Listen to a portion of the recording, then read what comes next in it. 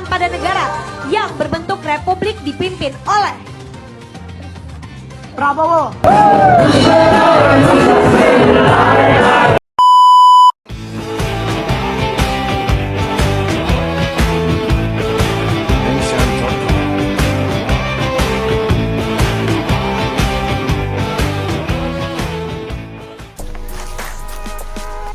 Sistem pemerintahan, tatanan yang terdiri dari berbagai macam komponen yang saling berketergantungan satu sama lain. Dalam pasal 1 ayat 1 Undang-Undang Dasar 1945 tertulis bahwa negara Indonesia adalah negara kesatuan yang berbentuk republik.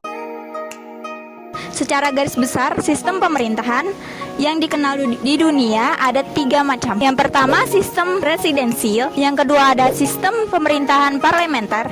Dan yang terakhir, sistem campuran. Sistem yang dianut oleh Indonesia merupakan sistem presidensil, di mana sistem ini terpusat pada presiden sebagai kepala pemerintahan dan juga sekaligus sebagai kepala negara.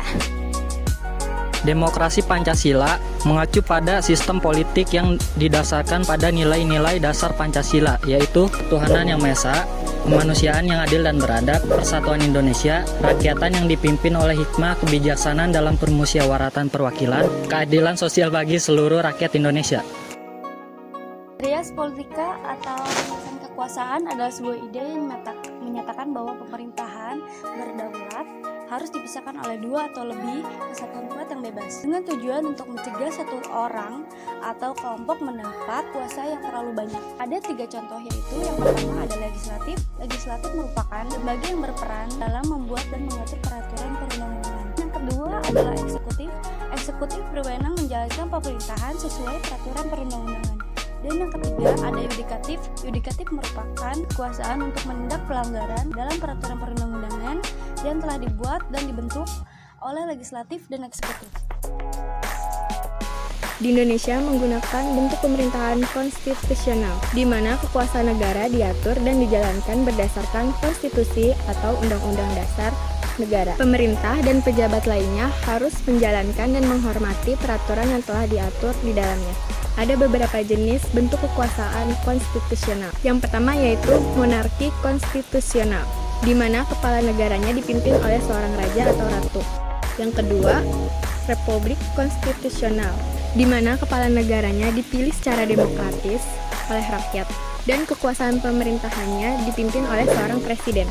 Dan yang terakhir, parlementer konstitusional, di mana kekuasaan pemerintahannya dipimpin oleh seorang perdana menteri atau seorang kepala pemerintah lainnya.